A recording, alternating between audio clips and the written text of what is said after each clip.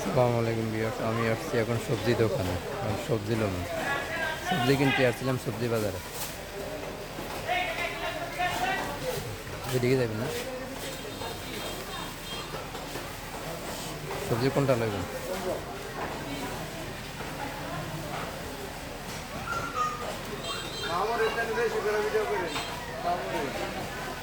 আর সবজি কিনতে আসছিলাম তো জন্য।